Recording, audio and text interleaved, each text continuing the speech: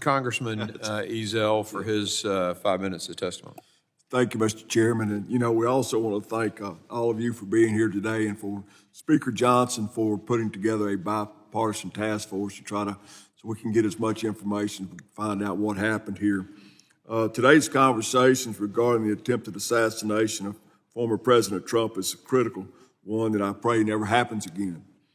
Throughout my law enforcement career, I held many leadership positions, and through those roles, I've coordinated with the White House, advanced teams, state and local law enforcement, and doing some of these very same similar type events. And we have one goal in mind, and that's to keep people safe. Because of a massive failure in communication, President Trump was shot from a little more than a football field away.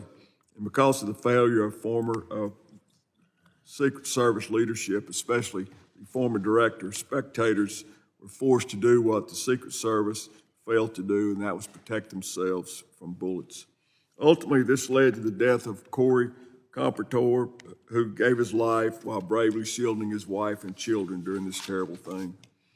Colonel, thank you for being here today, and I've said from the beginning, if you want answers, you got to talk to the men and women who were on the ground, the law enforcement officers who were out there and who were taking directions and commands from the leadership of Secret Service and various other leaders. You testified that 32 members of PSP were assigned to various roles to assist the Secret Service. Is that correct? Yes, sir, I did. Your officers were assigned to various roles, but they were not responsible for securing the building or property at AGR. Is that correct? Yes, sir. The former director testified yesterday that the building was outside the Secret Service secured perimeter. Did the U.S. Secret Service leadership direct local or state police that was their job to secure the building? And if so, did they provide any guidance on this? So as I stated earlier, aside from the briefing that I received about the walkthrough, when the question was raised and the response from the advance team of the Secret Service, the agents on the pre-plan, that was going to be the responsibility of Butler ESU. I have no firsthand knowledge about any interaction between the Secret Service and any other entity, really. The Secret Service established and managed the primary command post for communications in the office of the Butler Farm Show. Is that correct? That's my understanding, sir, yes. Preliminary findings have concluded that communications were siloed and local law enforcement were not in frequent radio contact directly with the Secret Service. Local SWAT and sniper teams were on a separate radio channels from patrol. Colonel, do your radios have the capability to be programmed to be in contact with other agencies? And do you know if the officers on the ground that day had communication capabilities with the Secret Service that was on that duty that day? You're asking me a very specific question that I would defer to our Bureau of Communication and Information Services. I can get you an answer as to what those specific capabilities were. Do you know if the Secret Service provided any guidance on combined communications? I do not. Again, I have not seen their operations plan. At 5:45 p.m., a local law enforcement sniper observed the suspect with a rangefinder and reported the suspect to command and the U.S. Secret Service. Colonel, how would you have responded to that information? So again, I certainly wouldn't articulate that at that point. A rangefinder, which could have legal and legitimate use, that is a threat, but it's certainly a highly suspicious activity that should be addressed.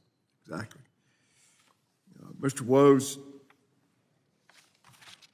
you testified clear and constant communication is crucial to ensure the security of the protectee, and that local law enforcement should be part of the command post to facilitate real-time information sharing and rapid response to emerging situations.